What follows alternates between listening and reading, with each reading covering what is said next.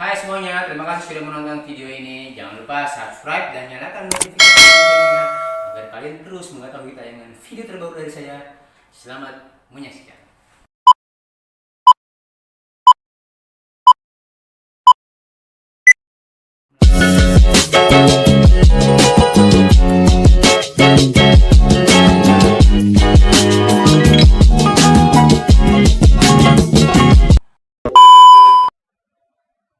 Assalamualaikum warahmatullahi wabarakatuh.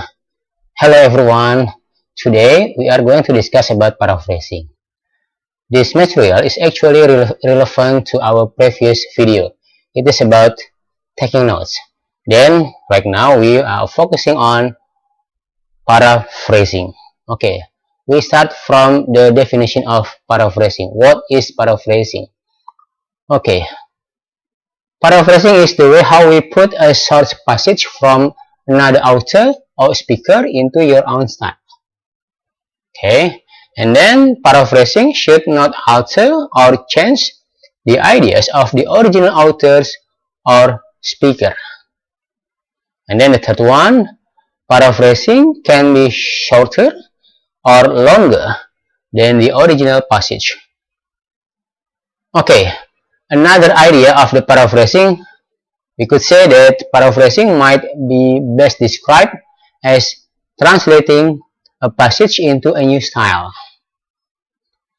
And then, all evidence of the original style, including the sentence structure, the word choices, the vocabulary, right, that reveal the original author's personal style should be changed, totally changed. And then the last one, some disciplines or instructors require that the order, the organization of ideas presenting should be significantly different from the original too. Alright, that's about we understand paraphrasing. I hope that you could understand this one. Okay, then we continue. Okay, talking about the characteristic of a good paraphrase. What is it like? Okay, there are three characteristics of a good paraphrasing. Okay, what are they? Number one, a paraphrase must be correct. It means that what you need or you want to paraphrase, it should be similar to the original ideas of the speaker or the writer. Okay? And then, a paraphrase must include one's own ideas. Okay, it means that paraphrasing is trying to change totally the structure, the word choices differently, significantly change. That's why you need to use your own ideas. So when we compare the original text, and your own ideas should be different. Alright, and then the third one is a paraphrase must make sense. It means that it should be logical. Everyone should understand what you paraphrase. Okay, this is dealing with making sense.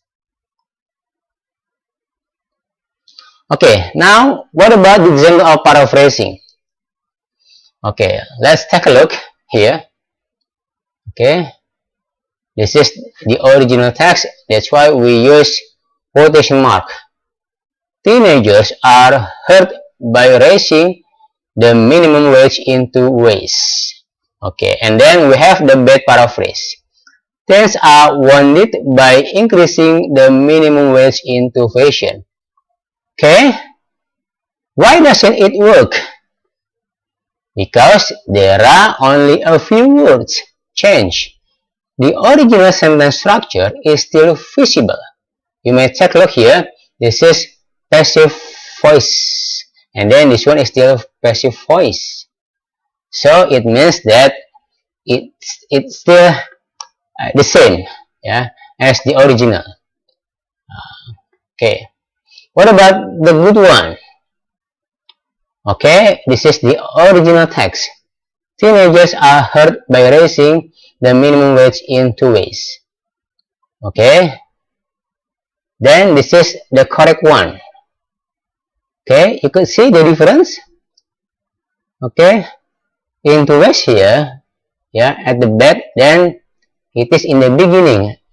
Alright, this is the order of the sentence. And then increasing the minimum wage negatively affects workers aged 16 until 19. So this one belongs to passive construction and this one belongs to active construction. Okay, the sentence is different and only the phrase minimum wage remains the same.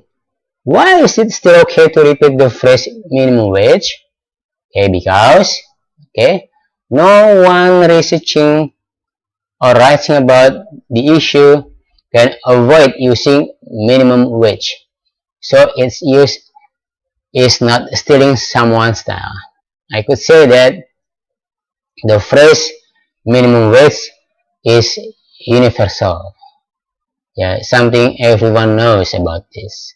So it doesn't steal someone's ideas or someone's style.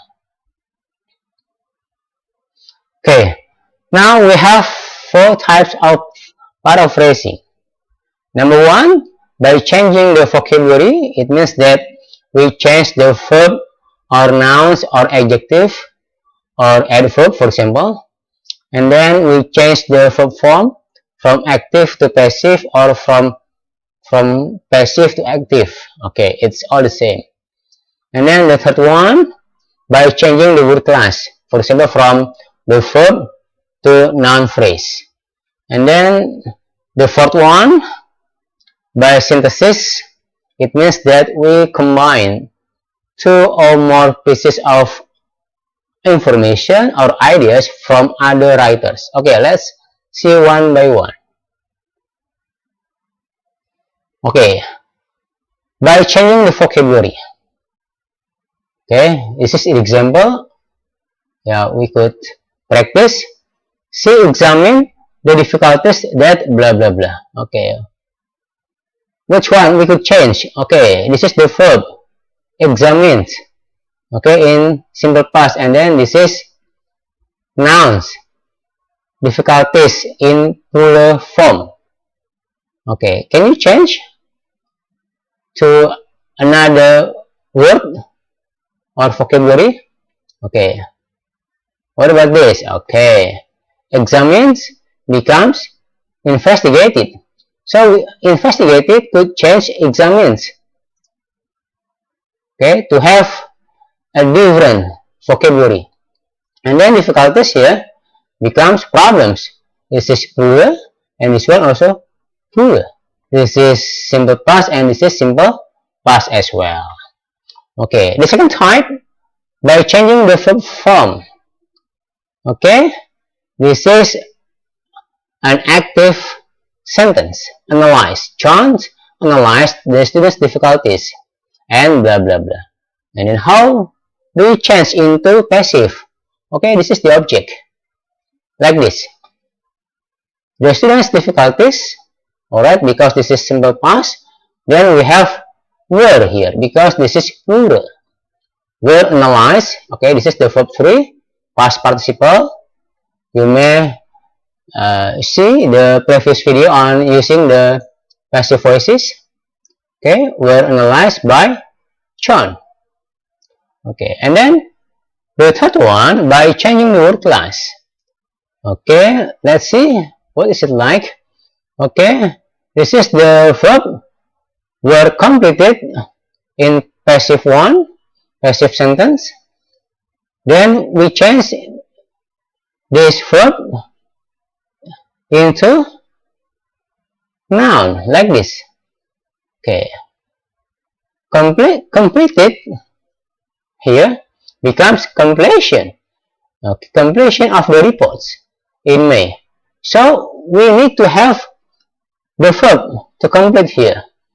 Okay, we just ensure that the students had time to revise before their examination. So this is how we change the word class. The verb into phrase, noun phrase here, completion. Okay, the last one is by synthesis. Okay, this is the result of the synthesis. Okay, this is the first sentence that has been paraphrased. Okay, already changed totally for the word choices and the structure of the sentence. And then this is another sentence also that has been paraphrased. It means that we combine from the first idea and the second idea. Okay, we could see the transition of the sentence.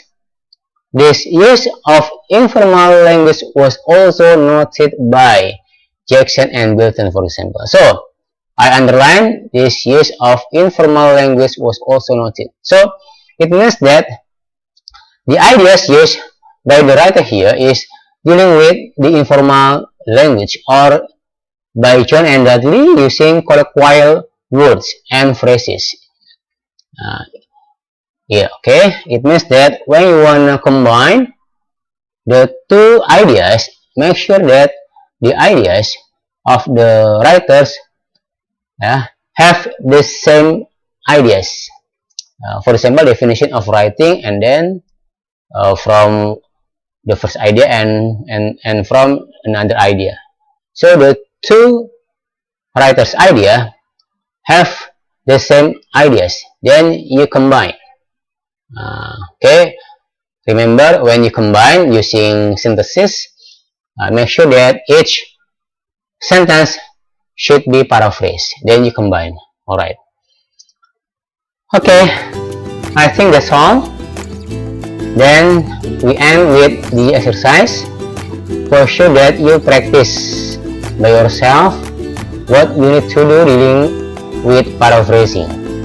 Okay, find 3 sentences from the relevant journals, and then you write the sentences and then paraphrase the sentences. Okay, I think that's all for our discussion today. Thank you very much for your attention. Assalamualaikum warahmatullahi wabarakatuh.